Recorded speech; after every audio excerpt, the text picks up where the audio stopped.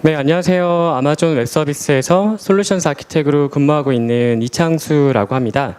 먼저 제 세션에 찾아와 주신 모든 분들 감사드립니다. 제가 나와서 인사를 드리고 싶은데 연결 상태가 조금 안 좋아서 이렇게 말씀드리는 점 양해 부탁드리고요.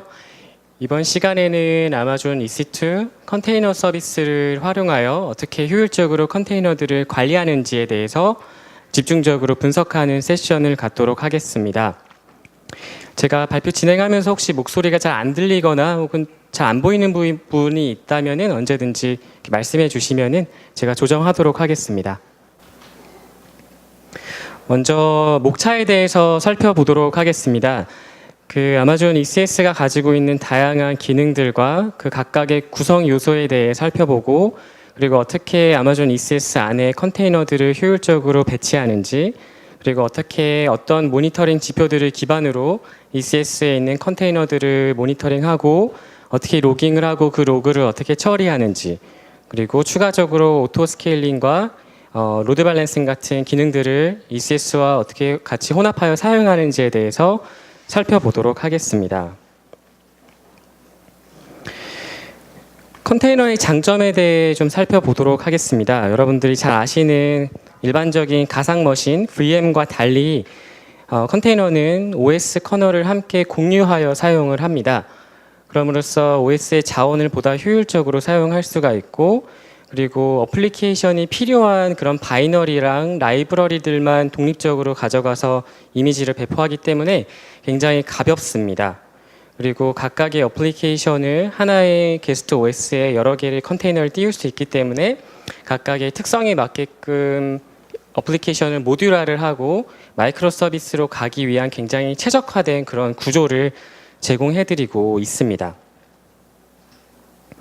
이제 컨테이너가 이런 장점이 있지만 컨테이너의 개수가 이렇게 많이 늘어났을 때 그에 해당하는 게스트 호스트 OS와 그리고 그 위에서 수행이 되는 컨테이너들을 어떻게 관리하고 오케스트레이션 할 건지에 대한 문제가 발생을 합니다. 이런 것들을 여러분들이 운영 환경에서 하시기에 굉장히 어려운 점들이 많이 있는데요. 이런 것들을 아마존 ECS를 사용을 하면은 굉장히 편하게 효율적으로 활용하실 수가 있습니다. 아마존 ECS는 어떤 별도의 매니지드 노드나 매니지드 어플리케이션의 설치가 필요 없는 클러스터 매니지드 서비스입니다.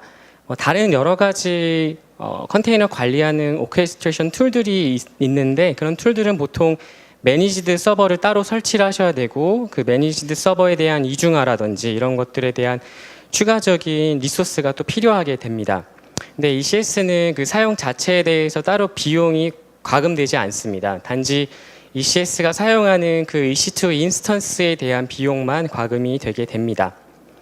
그래서 규모가 굉장히 커졌을 때, 컨테이너의 개수가 굉장히 늘었을 때 그것들을 효율적으로 관리할 수가 있고, ECS 클러스터 안에서 여러분들의 컨테이너를 배포할 때 굉장히 유연하게 이 컨테이너가 어떤 EC2 인스턴스에 배포될 것인지 이런 것들을 여러 가지 제약 조건을 통해서 구성을 하실 수가 있습니다. 그리고 AWS의 다양한 플랫폼들과 통합될 수 있기 때문에 ECS에서 발생하는 그 뒷단의 로그라든지 여러 가지 부분을 AWS가 제공하는 다양한 기능들과 함께 통합하여 사용을 할 수가 있습니다.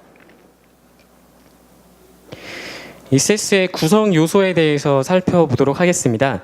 이 용어들이 조금 익숙하지 않으실 수 있을 거예요. 기존의 컨테이너, 다커 컨테이너 사용하시는 분들이 여기서 사용하시는 용어들이 익숙하지 않으실 수 있는데 각각의 개념은 기존의 컨테이너와 굉장히 유사합니다. 그래서 먼저 클러스터가 있습니다. 그 ECS는 앞서 설명드린 대로 EC2 컨테이너 서비스입니다. 그래서 EC2 인스턴스들을 기반으로 ECS 클러스터를 만들게 되고 그것들 기반에서 이제 컨테이너가 수행이 되는데 그 컨테이너에 대한 한 가지 단위를 저희가 태스크라고 표현을 합니다. 그래서 이 태스크에는 하나의 컨테이너 이미지나 혹은 복수 개의 컨테이너 이미지를 붙이실 수가 있고 그것들에 대한 이제 정의를 이 태스크 데피니션이라고 하는 메뉴에서 해주게 됩니다. 이 태스크 데피니션이 기존의 다커 컨테이너로 생각을 하시면은 그 다커 컴포즈 파일 있잖아요. 다커 컴포즈 설정 파일 같은 거 컨테이너를 여기서 구성해 주신다고 이해를 하시면 됩니다. 그래서 컨테이너 개수나 컨테이너 이미지에 대한 패스라든지 그 컨테이너가 사용하는 CPU 메모리 리소스의 양이라든지 그리고 어떤 포트로 매핑을 할 건지 그런 것들 그리고 사용하는 볼륨들에 대한 그런 설정을 작업 정의에서 해주게 됩니다. 그래서 다시 정리를 드리면은 이 작업은 실제 컨테이너가 등록되는 하나의 단위인데 하나 혹은 하나 이상의 컨테이너들이 등록이 될 수가 있고 그에 대한 설정들은 여기 태스크 데피니션 작업 정의에서 해주게 됩니다. 그리고 이런 다양한 EC2 인스턴스와 거기에 배포되는 컨테이너들을 관리하고 운영하기 위한 클러스터 관리 엔진이 있습니다. 그럼 이 관리 엔진과 여기에 있는 클러스터들이 통신하기 위해서는 이 에이전트가 필요하고 이 에이전트가 결국 EC2 인스턴스에 설치가 되어 있습니다. 그래서 이 에이전트를 기반으로 그 클러스터가 구성되는 EC2 인스턴스와 거기에 있는 컨테이너들이 함께 통신을 하게 됩니다. 그리고 스케줄러를 통해서 클러스터 상태를 고려하여 어떤 작업을 컨테이너를 배치할 때 그 스케줄링을 할 수가 있습니다. 그래서 하나하나 구성 요소를 보시면은 먼저 이 클러스터 레벨에서 보시면 여러분들 잘 아시는 것처럼 AWS는 복수개의 가용 영역으로 구성을 할 수가 있습니다. 이거는 ECS 클러스터로 구성하실 때도 마찬가지고요. 그래서 두 개의 가용 영역에 예를 들어 세 개의 인스턴스로 클러스터를 구성을 하시면은 이렇게 가용 영역에 크로스로 구성을 하실 수가 있고 각각의 ECS 전용 EC2 인스턴스 위에 다커 엔진이 올라가고 그 다커 엔진에 여러분들이 구성하신 태스크의 컨테이너들이 이렇게 붙는 형태로 올라갑니다. 그래서 보시는 것처럼 하나의 태스크에 여러 개의 컨테이너를 붙일 수도 있고 하나의 컨테이너만 붙일 수도 있습니다. 저희가 그 아마존 리눅스 머신 이미지가 있습니다. AMI라고 하는 그 아마존 EC2 인스턴스에서 제공하는 머신 이미지가 있는데 그 ECS 전용 옵티마이즈 된 AMI 이미지가 있습니다. 이제 그걸 기반으로 설치를 하시면 거기에 이 다커 엔진하고 그리고 ECS에서 사용할 수 있는 다양한 CLI 툴들이 이미 다 설치된 상태로 배포가 됩니다. 그 다음에는 이제 각각의 클러스터와 통신하기 위한 클러스터 매니지먼트 엔진이 있습니다. 이제 이 엔진과 통신을 하기 위해서 각각의 인스턴스에서 ECS 에이전트가 존재하고 ECS의 에이전트는 이 에이전트 커뮤니케이션 서비스와 통신을 해서 여러분들이 에이전트의 상태를 확인할 수가 있게 됩니다. 전체적인 아키텍처 구조를 살펴보시면은 앞서 설명드린 그런 요소들이 설명이 되어 있고 실제 유저들은 여기에 있는 이 유저분들은 아마존 ECS가 제공하는 API 레벨을 통해서 여기에 있는 다양한 이 리소스들을 관제하시거나 관리하시거나 추가적으로 태스크를 늘리거나 이런 것들을 이 API 레벨을 통해서 구성을 하시게 됩니다. 그 AWS의 모든 서비스는 모두 API가 제공이 되고 있습니다. 저희 화면 내에서는 콘솔로 많이들 접하시겠지만 많은 개발자분들은 이 API를 통해서 이렇게 접근들을 많이 하시고 계시고 그 스케줄링을 위해서 블락스라고 하는 오픈소스 솔루션이 그 ECS 전용 스케줄러로 인테그레이션이 되어서 그 블락스를 통해서 이런 스케줄링하는 기능들을 활용하실 수도 있습니다.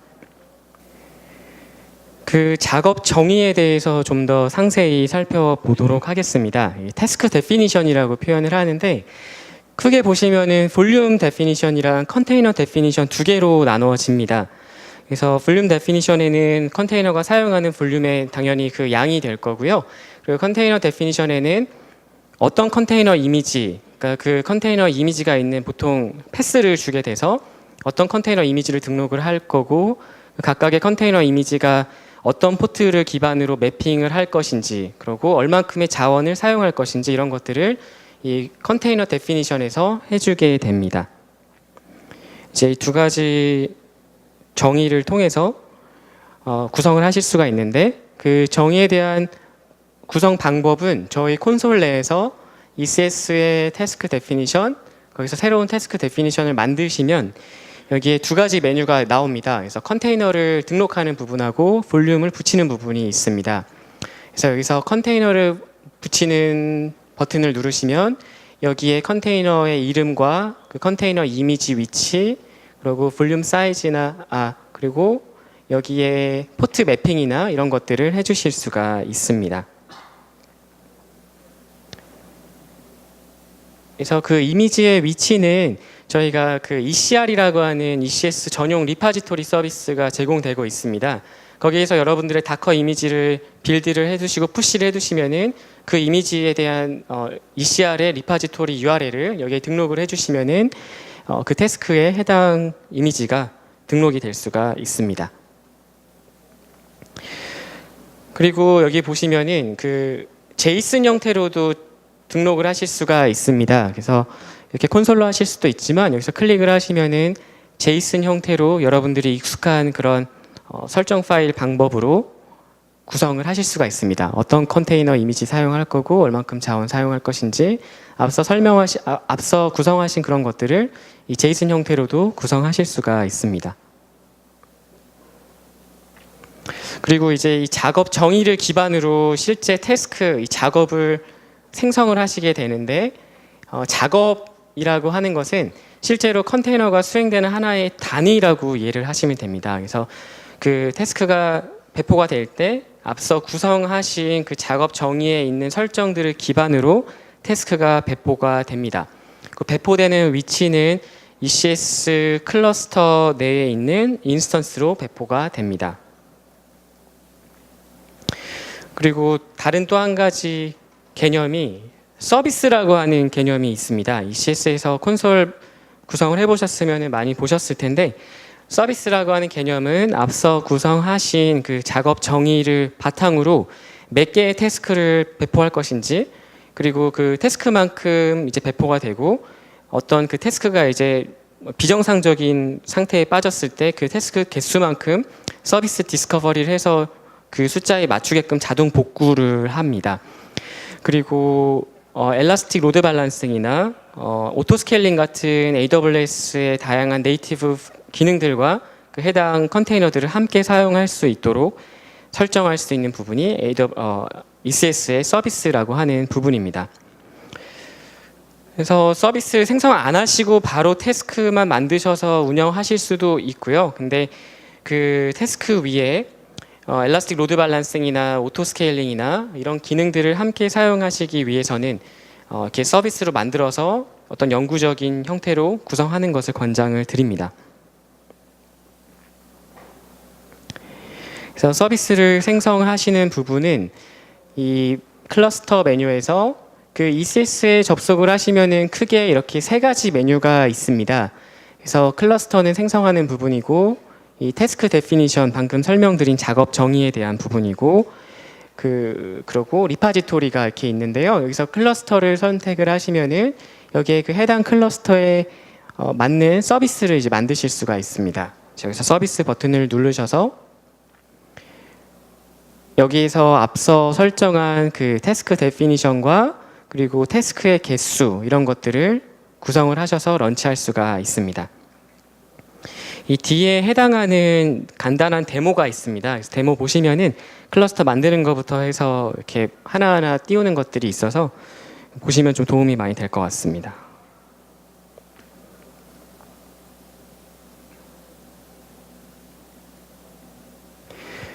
먼저 접속했을 때 ECS에 접속했을 때 화면입니다. 여기에서 수동으로 클러스터를 생성을 하시고 클러스터 이름을 임의로 이렇게 주시고 그 다음에 스토리지 그리고 키페어 EC2에 접근하기 위한 키페어 파일을 선택을 해주시고 그리고 서브넷을 이렇게 설정을 해줍니다. 그리고 보안 그룹 역시 설정을 해주고 네트워크 관련된 부분들이 설정이 됐고 그 다음에 그 이미지를 등록하기 위한 ECR을 만드는 부분입니다. ECR의 이름을 이렇게 주시고 그 ECR에 로그인하고 이미지 빌드하고 푸시하기 위한 커맨드들이 이렇게 나옵니다. 그래서 그 다커 클라이언트로 로그인하기 위한 커맨드를 통해서 저희가 샘플 어플리케이션을 하나 구성을 해놨고요. 여기에서 그 인증 정보를 가져옵니다. 이제 그걸로 ECR에 로그인을 하게 되고 다커 이미지를 생성을 하고 그 이미지에 대한 태깅을 한 다음에 그 태깅된 이미지를 ECR에 푸시하고 있는 그런 데모 영상입니다.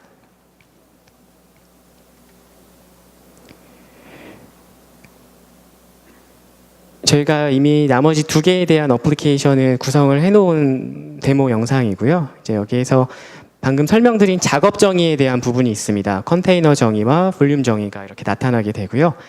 이 부분은 콘솔에서 작업을 하셔도 되지만 여러분들이 더 익숙한 다커 컴포즈 파일로 구성하는 예를 좀 데모로 준비해 봤습니다. 그래서 다커 컴포즈 야물 파일에 해당하는 설정들이 되어 있고, 이것을 사용하기 전에 ECS CLI라고 하는 CLI 툴이 있습니다. ECS AMI 이미지에 이미 다 설치가 되어 있는 상태로 오고, 그걸 통해서 먼저 해당 리전과 클러스터의 로그인을 설정을 해주고 나서 이제 컴포즈를 올리게 됩니다. 다커 컴포즈 파일을 올리게 되고, 그러면 그 설정을 기반으로 다커 이미지가 올라오고, 그 올라온 것이 작업 정의에 등록이 됩니다. 그 다음에 태스크로 이렇게 확인하실 수가 있고, 이 태스크에서 해당하는 컨테이너들, 저희가 3개의 컨테이너를 붙인 데모입니다. 그래서 여기에서 이제 그 태스크 클러스터에 대한 DNS 이름으로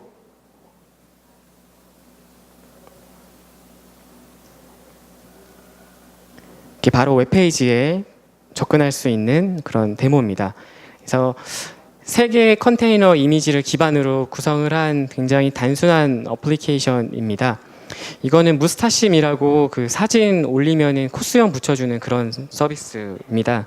그래서 이 뭐 코드 같은 건 다 공개되어 있어서 나중에 관심 있으시면은 저희가 랩으로도 진행을 했었는데 관심 있으시면은 제가 해당하는 것들을 향후에 제공해 드리도록 하겠습니다. 지금 데모가 조금 빨리 지나간 감이 있는데 시간 관계상 조금 빨리 진행을 한 데모이고, 각각 구성하는 가이드는 저희가 스텝 바이 스텝으로 떠둔 가이드가 있어요. 그래서 랩 가이드가 있어서 그건 한번 해보시면은 이해하시는 데 많이 도움이 될 것 같습니다.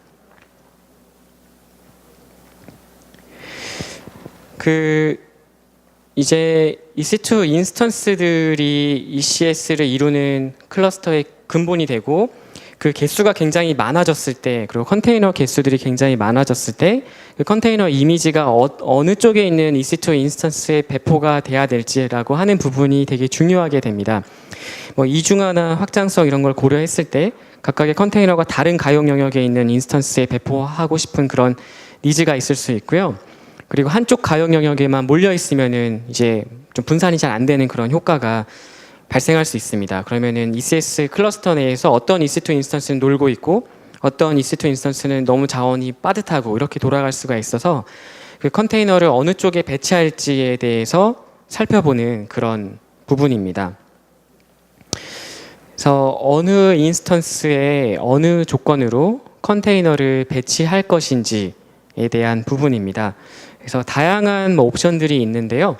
그 컨테이너를 특정 인스턴스 타입에 배포를 하신다든지, 예를 들어 T2나 M4 인스턴스 타입에 배포를 하신다든지, 아니면 특정 어떤 전략에 따라서 스프레딩을 이렇게 분산하는 형태로 배치를 한다든지 여러 가지 형태로 제약을 줄 수가 있습니다. 그래서 순서대로 보시면은 클러스터 제약 조건이 있는데, CPU나 메모리의 어떤 양이나 어떤 특정 포트에 맞춰서 배포하게끔 필터링을 건다든지, 아니면은 위치라고 하면은 가용 영역을 의미하신다고 생각하시면 되고요.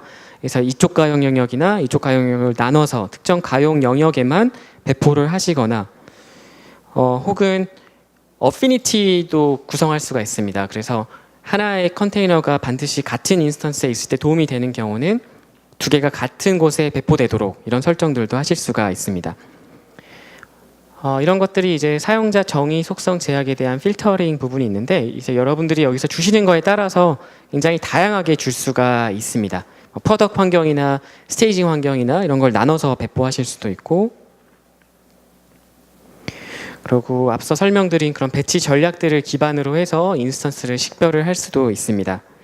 그래서 뒤에서 다양한 배치 전략에 대해서는 추가적으로 더 살펴볼 예정이고요.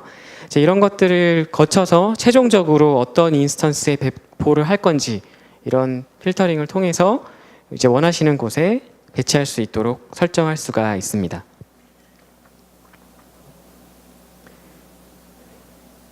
그 디폴트가 보통 보시면은 여기 옵션에서 스프레드 로드를 많이들 사용을 하십니다. 그래서 이런 옵션들이 다양하게 있는데 이것들을 이렇게 알고 사용하시는 분들 많지 않은 것 같습니다. 그래서 나중에 운영하실 때 이런 배치 전략들을 활용하시면은 보다 더 효율적으로 그 컨테이너들을 운영하실 수가 있습니다.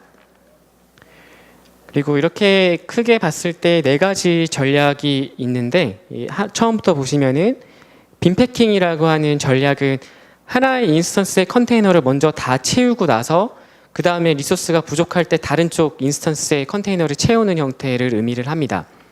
그리고 스프레드 형태는 그 ECS로 구성된 클러스터에 있는 인스턴스에 한 대 한 대씩 컨테이너를 배포하는 형태를 의미를 합니다.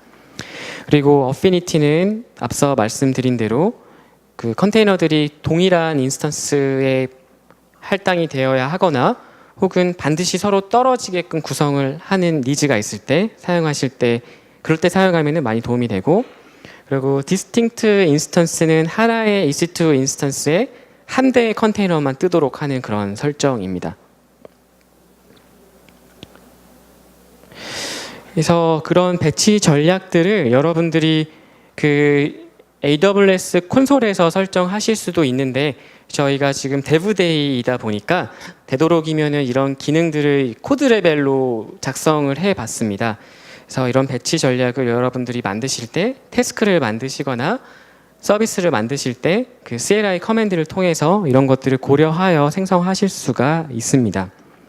그래서 이 해당 코드는 지금 G2 인스턴스로만 태스크를 배치하는 커맨드로 이렇게 처음부터 하나하나 보시면은 먼저 클러스터 ECS 데모라고 하는 클러스터에 my 앱이라고 하는 그 작업정의 태스크 데피니션을 기반으로 해서 5개의 태스크를 배포를 하는데 그 5개의 테스트가 G2 인스턴스로 배포가 되도록 하는 그런 코드입니다.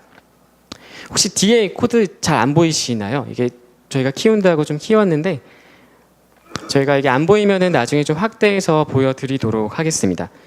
그래서 작동되는 부분을 살펴보시면 배치가 될 때 G2 인스턴스로 5개의 태스크가 배포가 되는 것을 볼 수가 있습니다.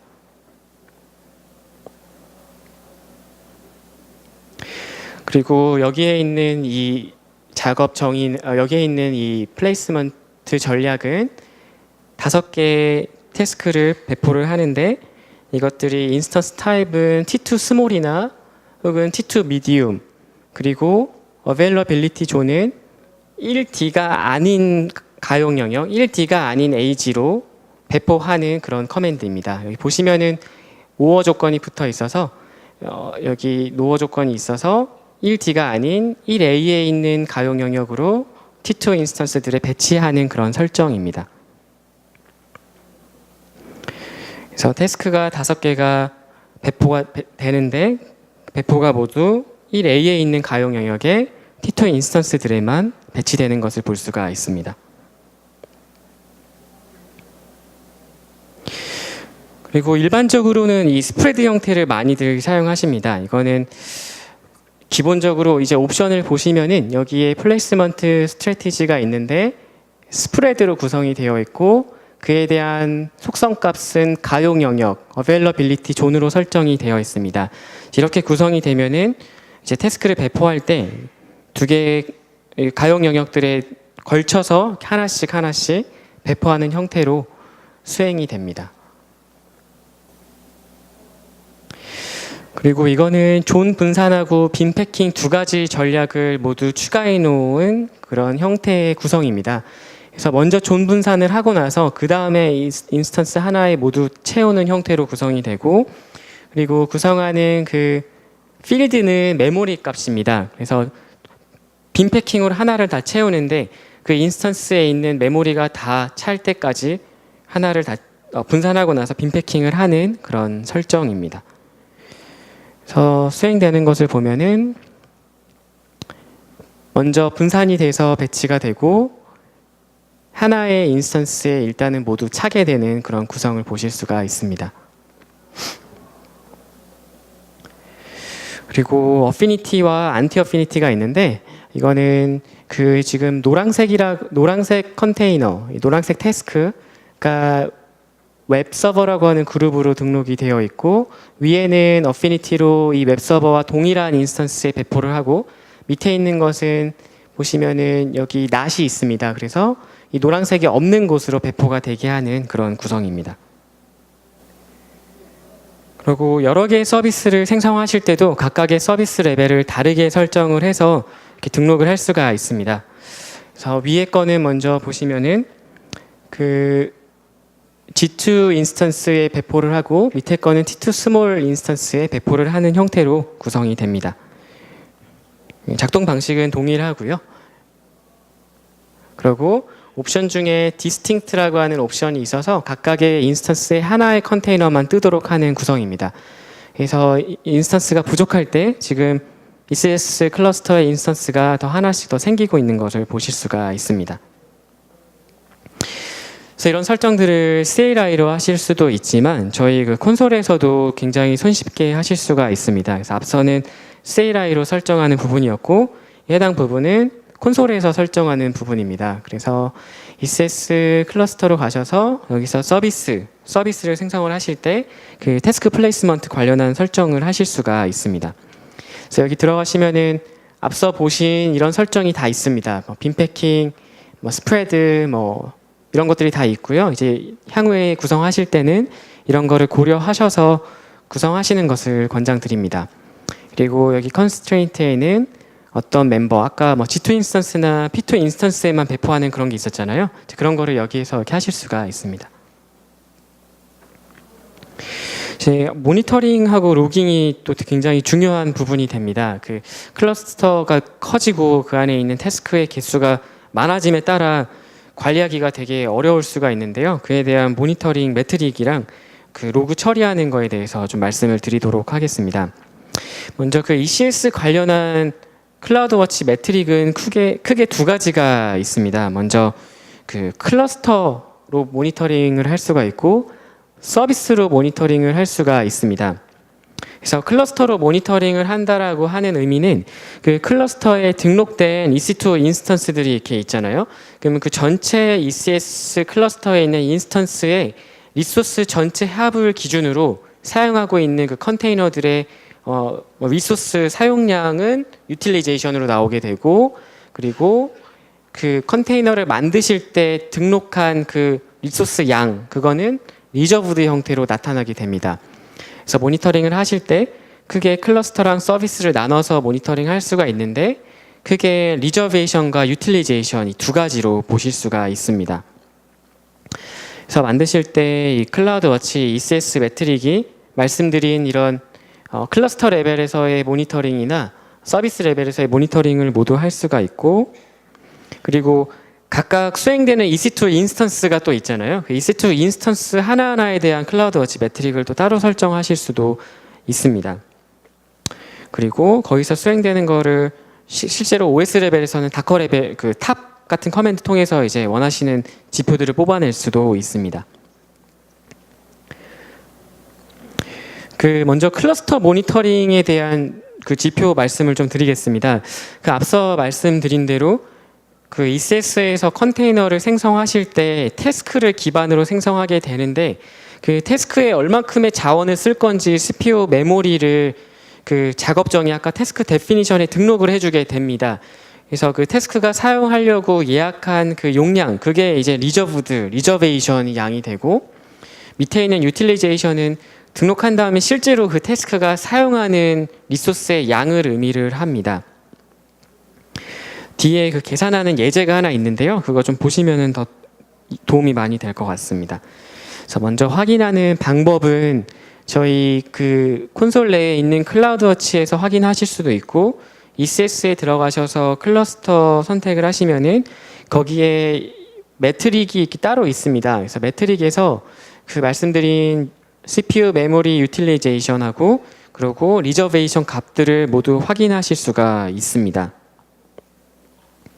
다음에 서비스 레벨에서의 모니터링 지표는 리저베이션은 없고 유틸리제이션만 있습니다. 서비스는 리저베이션은 없고 유틸리제이션 매트릭만 제공이 되고 있습니다. 이거는 그 수행되는 그 ECS 클러스터 내에서 그 태스크가 실제로 얼만큼의 자원을 사용을 하는지를 기반으로 구성이 되는데, 이 한 가지 예를 보면은 좀 이해가 쉬우실 것 같습니다. 그 ECS 클러스터를 C4 라지 인스턴스 한 대로 구성을 했다고 가정을 하면은 그 클러스터 전체 용량이 C4 라지가 2코어에 3.7기가 메모리를 제공을 합니다. 근데 ECS에서는 그 CPU 단위를 이렇게 나눠서 2048 2코어면은 이런 식으로 표기를 합니다. 아무튼 이 클러스터 전체 용량이 하나의 인스턴스로 구성을 했기 때문에 전체 용량이 2048에 3768이라고 하면은 거기에 구성하신 태스크 하나의 CPU 자원을 512하고 1024 이렇게 구성을 주시면은 모니터링을 하셨을 때 그 해당 서비스가 CPU 단위를 2048만큼 이렇게 사용을 하고 있다면은 여러분들이 모니터링 하실 때는 CPU 사용률이 400%로 보입니다. 이 단위를 아시겠죠? 그 클러스터 용량은 2048인데 이 태스크는 512만 줬으니까 이 전체 클러스터 용량인 2048을 지금 다 사용하고 있는 그런 상황입니다. 네, 모니터링해서 여러분들이 확인하실 때는 이게 400%로 이렇게 보이거든요. 그러면 이게 너무 많이 쓰는 거 아닌가, 뭔가 문제가 있는 게 아닌가 이렇게 이해하실 수가 있어요. 근데 보실 때 지금 인스턴스의 자원을 이거 태스크 하나가 많이 쓰고 있구나로 이해를 하시고 인스턴스를 추가로 더 늘린다든지 아니면은 뭐 다른 형태로 태스크를 뭐 줄인다든지 태스크 사용량을 뭐 조절을 한다든지 이런 형태로 판단을 하실 수가 있습니다. 그래서 모니터링 하실 때 이런 값들을 보고 이게 어떤 의미인지 사실 정확히 판단이 돼야지 이걸 기준으로 이제 오토 스케일링을 걸거나 뭐 인스턴스를 추가로 늘리거나 할 수가 있기 때문에 이제 이런 부분에 대한 이해가 필요합니다. 그래서 이 서비스도 마찬가지로 저희 클러스터 내에서 그 지표가 매트릭이 제공이 되고 있습니다.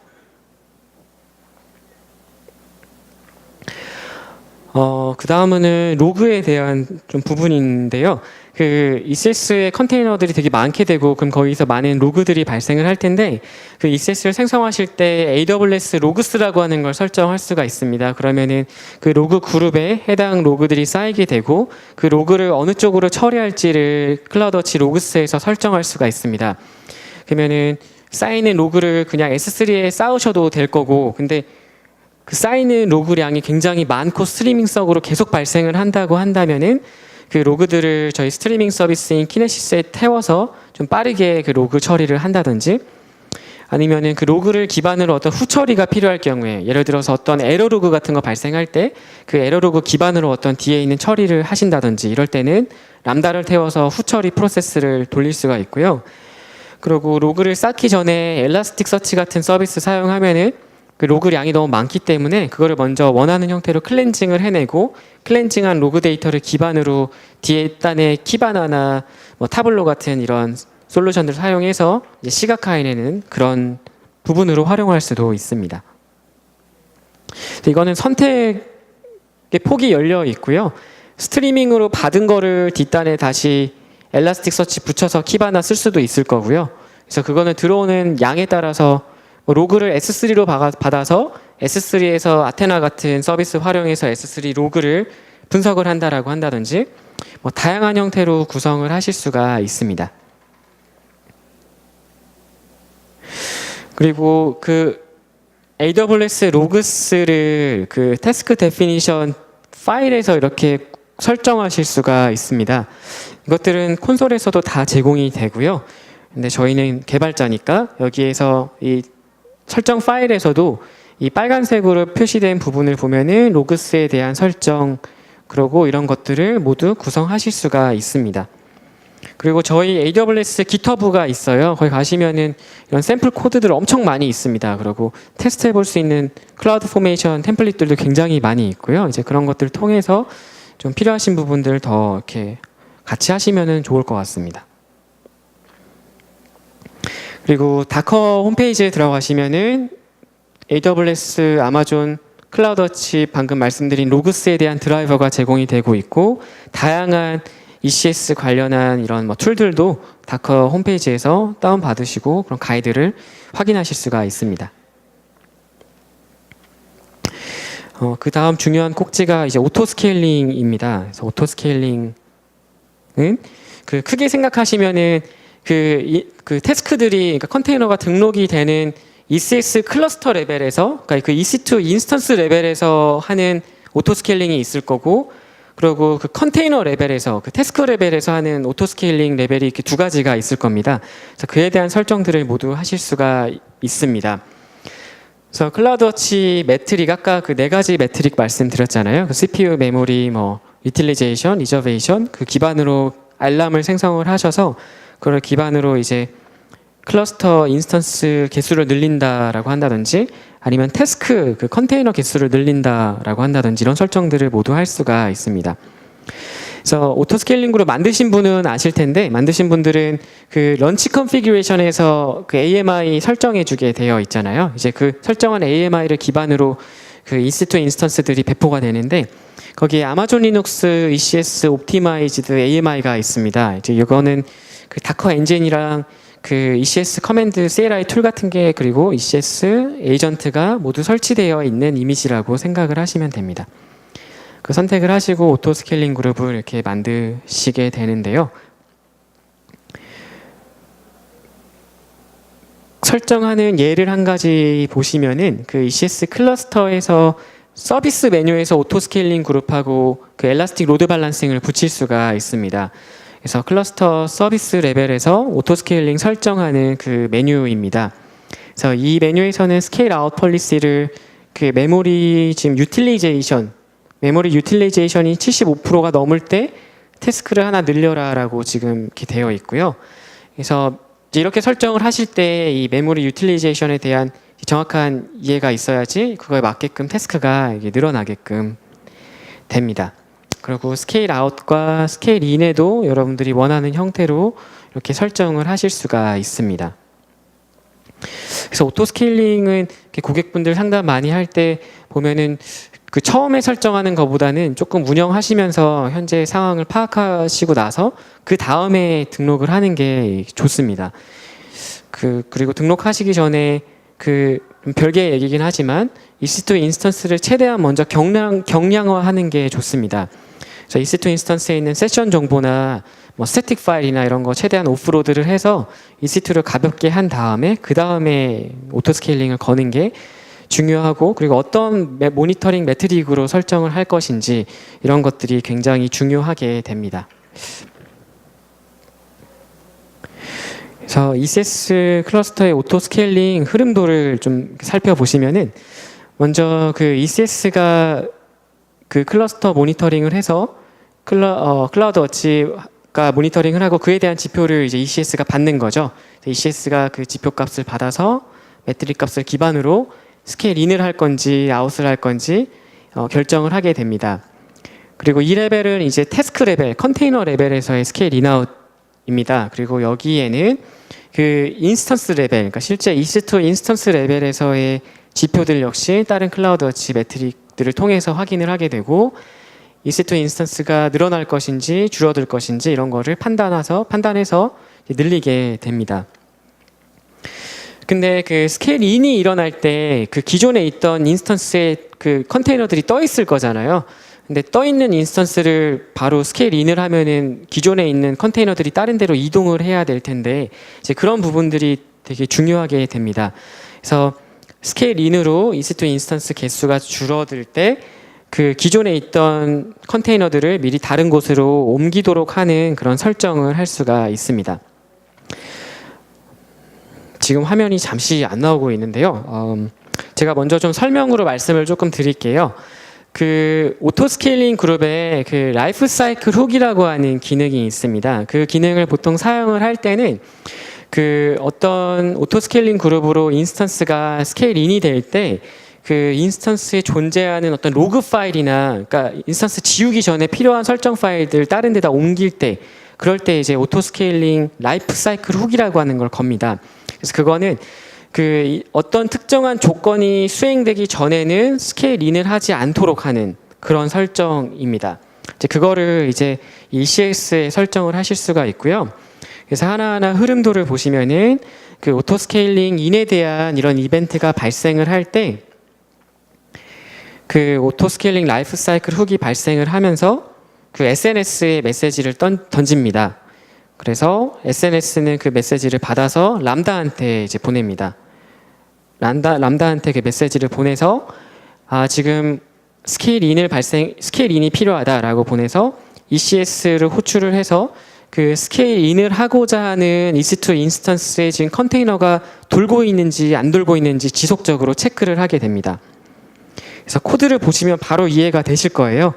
그래서 그 인스턴스에 EC2 인스턴스에 태스크가 있는지 없는지 계속 보는 거고요. 이제 없으면은 바로 인스턴스 지우도록 하는 거고, 태스크가 하나라도 돌고 있으면은 아직 돌고 있다라고 계속 메시지를 주는 그런 설정입니다.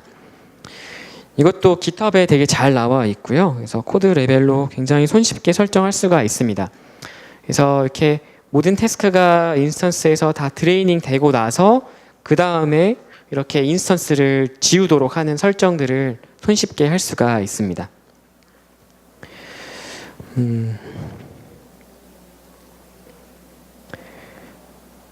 그 다음에 로드 밸런싱에 대해서 좀 살펴보도록 하겠습니다. 지금 식사하시고 되게 졸리실 시간인데 이렇게 경청해 주셔서 너무 감사드립니다. 그리고 화면이 안 나와도 당황하지 않고 제가 아는 것들을 이렇게 좀 최대한 많이 전달 드리도록 할게요. 그리고 세션 끝난 후에도 제가 그 아키텍처 리뷰나 이런 것들을 많이 하고 있어요. 그래서 끝난 후에 평소에 세션 말고도 궁금하신 점 있으시면은 언제든지 이렇게 여쭤봐 주시면 제가 아는 한에서 이제 답변을 드리도록 하겠습니다. 마지막 하나 꼭지고요. 마지막 꼭지로 로드 밸런싱을 살펴보도록 하겠습니다.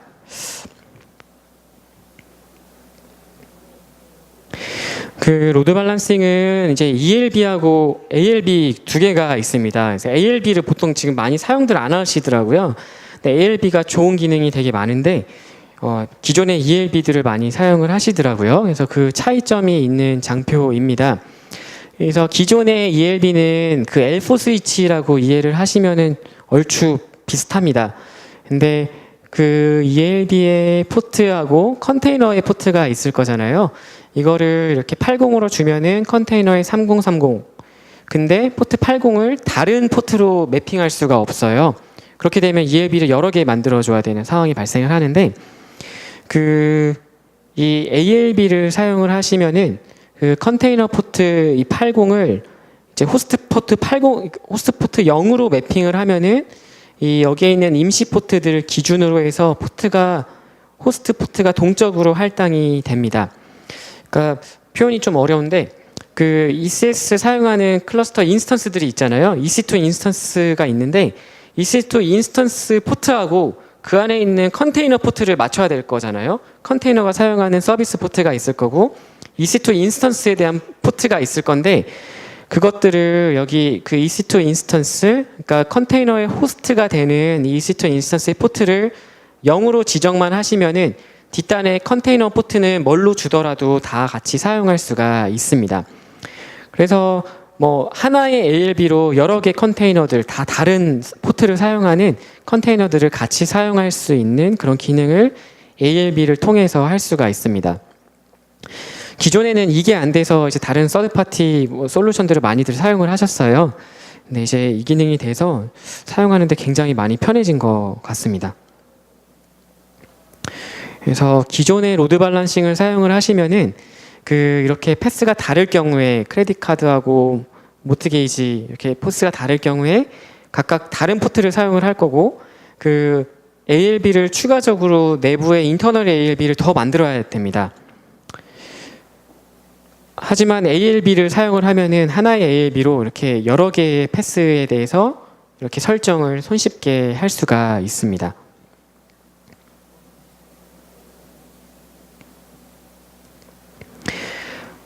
그래서 ALB를 타고 이렇게 로드들이 들어올 때 하나는 포트 80을 사용을 하고, 예를 들어 크레딧 카드가 포트 80을 사용을 하고, 그리고 포트 8080이 이제 못 게이지를 사용을 한다고 가정을 했을 때, 그 80은 이쪽 리스너, 8080은 이쪽 리스너로 설정을 해주고, 그 리스너에는 이 타겟 그룹이라고 하는 걸 설정을 해주게 됩니다.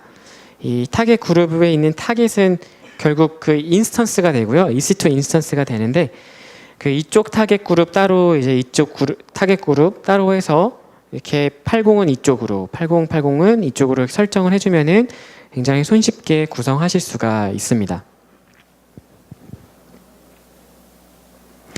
근데 이제 이 ELB를 그 컨테이너에 적용을 한다고 가정을 하시면은 이제 이게 쉽지가 않은 부분이 있죠. 그 컨테이너들이 이렇게 있고 인스턴스가 있을 텐데 인스턴스가 받은 다음에 이 컨테이너들과 또 매핑을 해야 되잖아요. 그 부분이 ELB를 사용하면은 굉장히 어려운데 이제 그것들을 ALB가 많이 완화해주고 있습니다.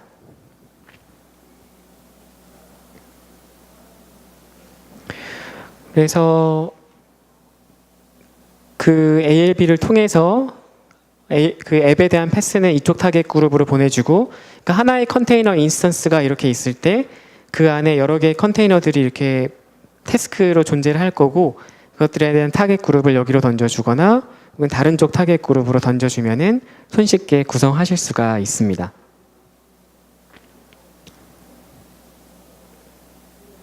그래서 기존에는 뭐 콘솔이나 뭐 앞쪽에 HA 프록시를 쓴다든지 이런 형태로도 많이 사용을 하셨었는데, 이제 그런 다른 그런 피처들 없이 바로 저희가 제공하는 이런 네이티브 기능들 통해서 ECS를 굉장히 잘 활용하실 수가 있습니다.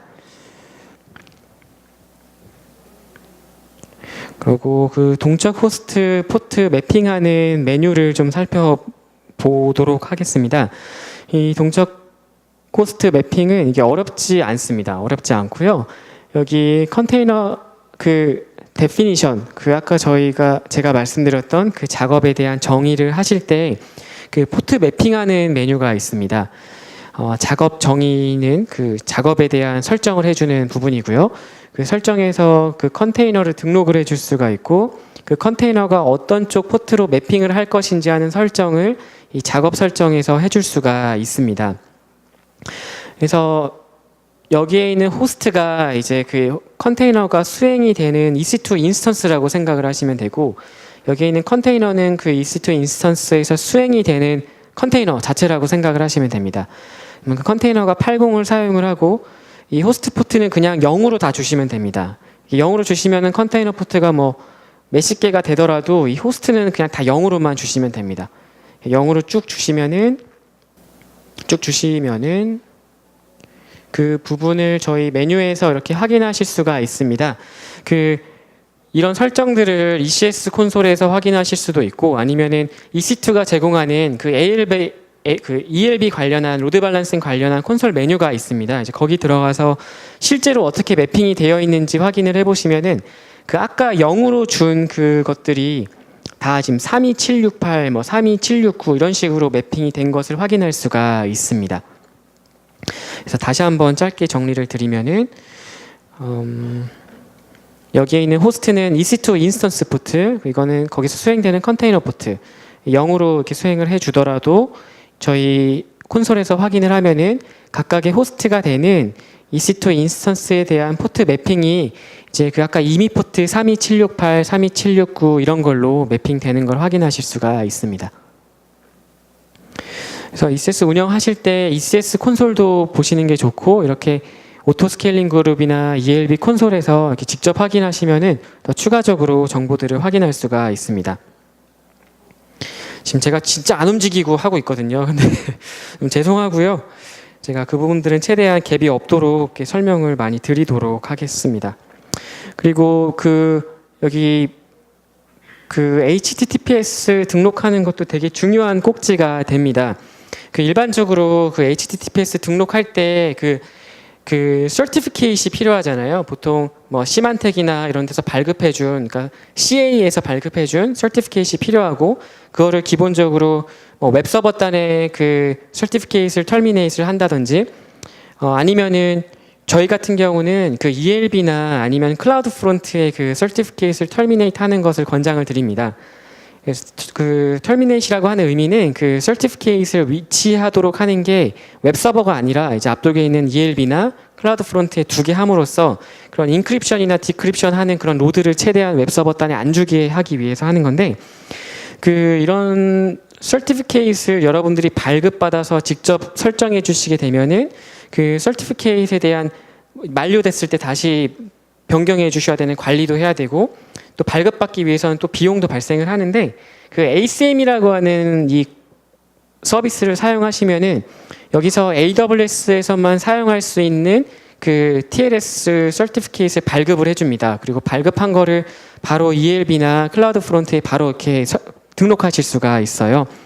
그렇게 등록하면은 그 서티피케이트에 대해서 따로 만료 기간도 없고요. 비용도 발생하지 않고 무료로 굉장히 손쉽게 여러분들의 컨테이너 기반 서비스에 이런 서티피케이트를 통해서 HTTPS 보안을 가져가실 수가 있습니다.